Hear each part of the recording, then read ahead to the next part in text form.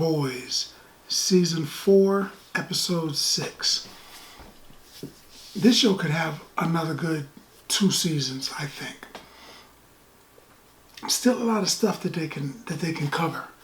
But right now, in this episode, which was a good episode, this episode, they one of their better episodes. I always almost want to say the best episode so far. A-Train is definitely going to become a better person, and I think that is going to lead to his death. I think they're going to have that whole Flash, Superman race thing, and Homelander's going to get mad and chase him and probably catch him and laser him to death. And it'll be revealed. He'll probably reveal it to him and be like, yeah, it was me. I did it. And Homelander's like, you mother. And then he's going to take off. And then Homelander's going to have to chase him.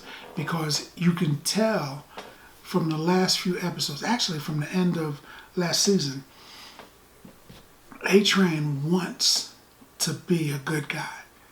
And he's surrounded by horrible people. You know, if you're a bad person, but you're surrounded by people who are worse, you know it. I'm sure you know it. I mean, you gotta see them. If you're a liar, but you're hanging around a bunch of bank robbers, you know that they're worse. If you're a bank robber and you're hanging out with a dude and you find out he's a serial killer, you know he's worse. He is a bad guy. He's killed people and done all kinds of stuff.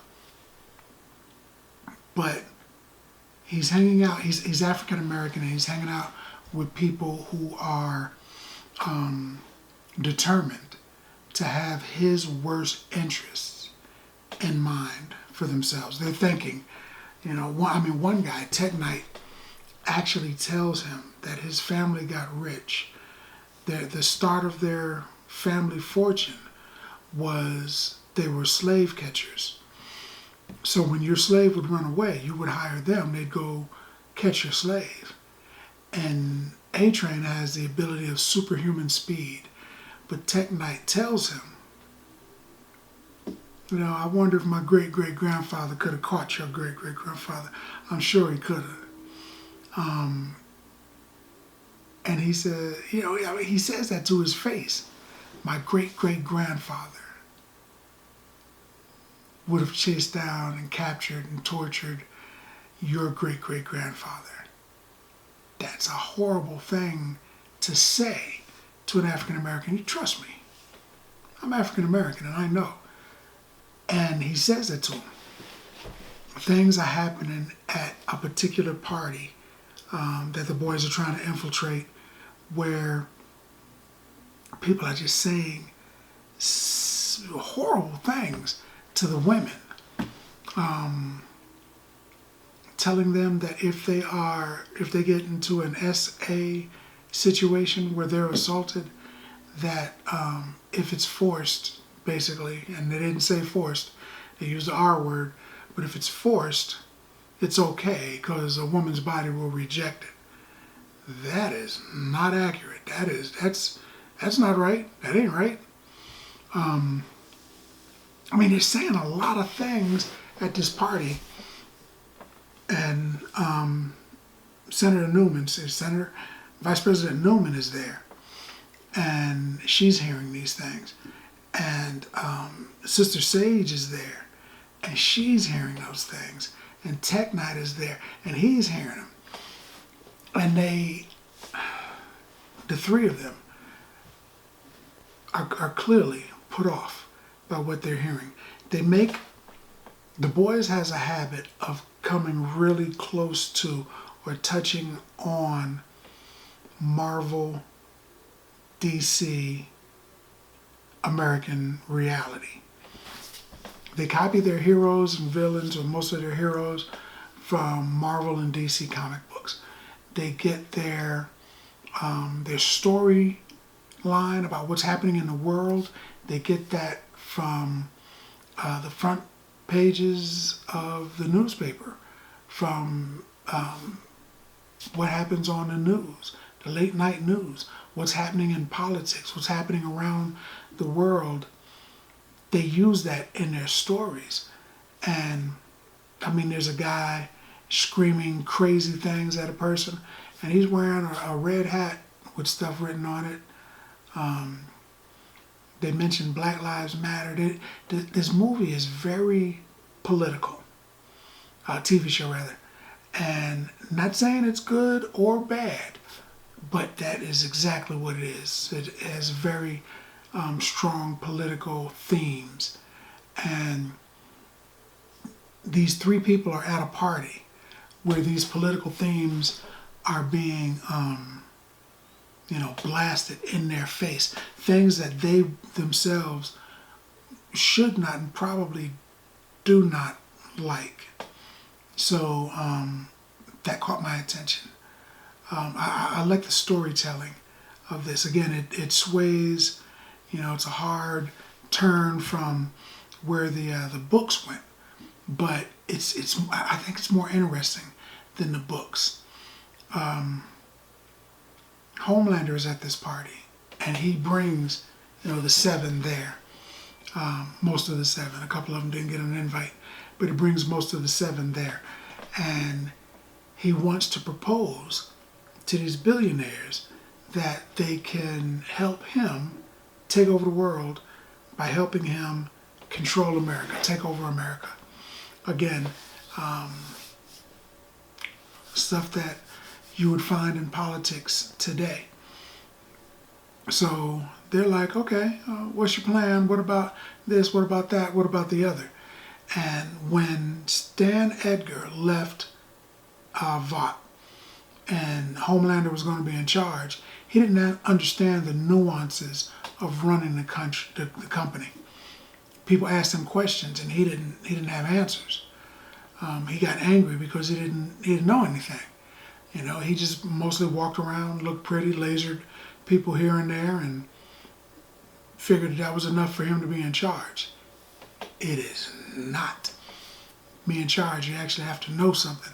So the same thing happened to him at this party. People were like, okay, tell us what your plan is for this, that, and the other. And he's like, Sister Sage has all that information. And Sister Sage was technically out of the building at that moment. She was having some technical difficulties, but she couldn't answer. So Newman got up and took over and said, she started off, because they asked, well, who's going to be in charge? And she stood up and said, me. And everybody listened to her. And you could tell that upset Homelander because he wanted it to be him. But he didn't know what to do. He didn't know what he was doing. He's the strongest guy on the planet. If you upset him, he will throw you into space or laser you in half. But if you say, okay, you're the boss, what do we do now? He's going to go, and freeze. He don't know. He has no idea. He is muscle that thinks he's brain, and he's not. So you could see that he was upset that Newman took over to talk to the people, and they got behind her. They said they would, sure, yeah, we'll do it if you got a plan. So, and the reason that Sister Sage messed around and was in her wacky moment was because the boys tried to break in to the party. The boys want to get into the party, so they sent Huey, disguised as a superhero that had an invite. But they didn't ask this superhero, who was not a billionaire, why he was invited. They didn't ask. But it turns out that Tech Knight was looking for a new sidekick. And his version of a sidekick is someone that he can have adult relations with, forcible, violent, crazy adult relations with. And Huey and the boys didn't know that, so they sent Huey there. And he got mixed up in that stuff. I don't know if Tech Knight's got superhuman strength or speed or whatever, but I'd have probably tried to just run up out of there, because, Yeah, you don't want that business. You don't want that work. Not what Tech Knight was going to do. But Huey was stuck in there. So the boys, not being able to contact him, they figure, well, maybe we ought to go in there and get him. We don't know what's going on. They go in there and they run into Sister Sage. And they end up accidentally shooting her, accidentally on purpose. They shot her in the head, which I thought about last episode. If puncturing her brain does not kill her, it only allows her to revert to a more adolescent, childlike, not quite as intellectual self. Then she comes back. After a while the brain grows and she comes back. She stated before that almost every human's brain stops growing at 25, the age of 25. Her brain never stops. So in order to have a moment to herself where she's not super thinking, she has to lobotomize herself. She has to pierce her brain. And when they shot her, I was thinking, wow, they pierced her brain, but they don't know it's still growing. She's like regenerative of the brain. So I'm also thinking if they stabbed her in the chest or they blew her body up and her brain wasn't destroyed, would it still live without the body? Things that make you go, I wonder.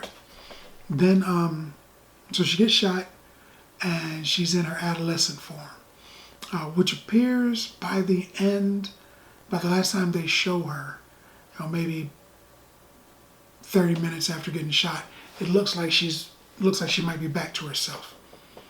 But she wasn't when Homelander needed her. Firecracker in this episode thinks that she is equal to the people who are having a conversation, which would be Sister Sage, A-Train, Newman, and Homelander. And she walks over. Again, like politics, there's a famous video that was spread around where the daughter of a previous president walked up on some dignitaries and just started nodding her head and speaking to them as if she was part of the conversation, and they just kind of looked at each other and kind of turned the conversation and just eventually started walking away from each other. She was not a part of that conversation. That happens in the show. Firecracker walks over to him, and they don't regard her as a smart, strong person in the boys' universe.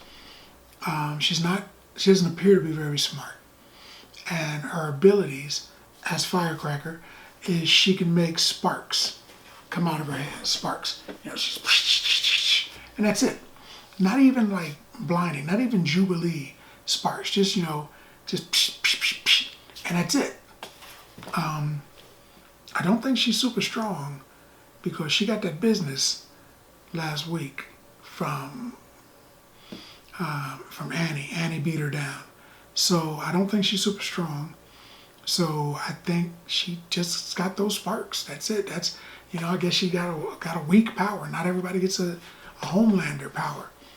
So they told her that she should go get something to eat, basically. And she left. And at first she kind of looked at Homelander like, really? And he was like, so she left. Then she's crying. She ain't feeling bad. I think because of that moment and other things that happened, I think she may turn on them also. I think it may be because they need some other heroes to help the boys. It can't just be Starlight, and the woman, because they'll die. The Seven's way too powerful for that. And Homelander is putting together teams of A-team of supes in order to crush the nation. They can't stand up to that with a crowbar, a pit bull, and a couple handguns. That ain't gonna work. So this episode was really good because the biggest reveal of the season so far, actually maybe the biggest reveal of the entirety of the show so far, is that Billy the Butcher has been spending time talking to himself. It turns out that Kessler, his old friend from back in the day, isn't real. It was all in his mind. It was a figment of his imagination. And if you look back, you can kind of tell that the only time he talked to Kessler, nobody else was around, except for when he had the one guy tied up and chopped his leg off, you know. But that guy probably just figured he was crazy. You know, oh, that Butcher guy's crazy. I'm not going to say anything about him talking to himself. He actually gets into an argument with Becca and Kessler. And Becca is telling him to do one thing, Kessler's telling him to do something else, and he knows in his mind that Kessler's real, and he knows in his mind that Becca is a figment of his imagination. But then Kessler tells Becca to shut up. And he's like, you can see her? You can see her. My very first thought was, okay, now they're going to reveal that Kessler's fake. But immediately after that, I was like, wait, maybe Butcher is projecting Becca and Kessler can see the projection. Nah, he's fake. So they proved it. Kessler's fake. But he said something important. Out of all the people you know, you created an image of me to help you debate what you were going to do, right or wrong. He said, you're basically telling yourself that you should do these things. And some of the things that they're going to do are terrible. Terrible, terrible. They have a way to kill Homelander. The scientists have come up with a way to do it. But in order to kill Homelander, the drug that they made is so powerful that giving it to Homelander would go straight Blade Trinity thing, like when you shot the arrow inside Drake and he exhaled and all of those, all that gas went in the air and killed all of the vampires. And they said eventually to kill all the vampires on the planet. That's what would happen if they did that to Homelander. If they zap him, it would immediately become an airborne disease and it would kill anyone that's got Temp V or Compound V in their system. So that's a lot of their friends. That's Ryan. That's a lot of people who are innocent, who, you know, because they give Temp V to a baby, they don't all grow up to become superheroes. Some of them are just working regular jobs, doing regular things, and not using their super heat vision or whatever. And they would all die. So now he's got to decide, is killing Homelander worth killing, at this point, half of all the friends he has and every superhero on the planet, every single one of them, including Ryan. He's got to think about that. Last thing I'm gonna touch on, they show Black Noir. They show Black Noir, and that's cool because the actor who played Black Noir, Nathan Mitchell, played him from the beginning till right now. When they killed Black Noir and they brought in a new Black Noir, the voice was Nathan Mitchell, the same guy. This episode, they show him with his mask off. He takes his mask off. He's the guy. It's the actor. And he's a suit. I was wondering if he was just an actor, because he says that he's an actor. I was wondering if he was just an actor or if he was a suit actor. And he's a suit actor. And he tells the Deep, he's like, you know, I'm better than what they're portraying me as. You know, I can fly. I can fly. That makes me think about the Homelander thing, because in the comics, spoiler, in the comics, Black Noir is a clone of Homelander, and he can fly, and he kills Homelander. So I'm wondering about this new Black Noir. What exactly are his powers? We know he can fly now. Does he also have super strength and vulnerability, heat vision, all that other kinds of stuff, laser vision, whatever? I gotta wonder about that. And the Deep talks to him and convinces him that he needs to be a more aggressive, a more violent person. Because portraying yourself as Black Noir, he's a method actor. He wants to get it down right. He's like, Black Noir was crazy violent. You've got to be more violent. And the look on his face was like, violence. So that's the answer. And I think we're going to get a more violent Black Noir, played by Nathan Mitchell. And occasionally he'll have his mask off, but he might get lasered in the face and want to keep his mask on, just like the original.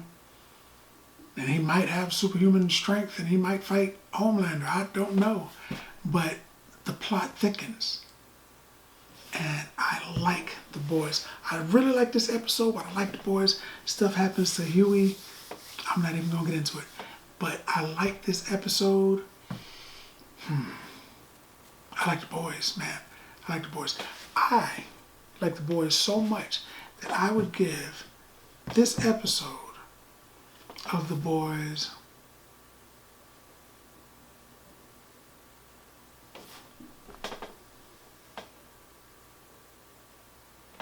nine bags of popcorn. 9 bags of popcorn. Yeah. Because that's what I think about that. More importantly, what do you think about that? Now, just in the video, let's talk about it in the comments. And as always, if you like the video, if you like the content, subscribe. And then like. Popcorn passport. Get your popcorn passport.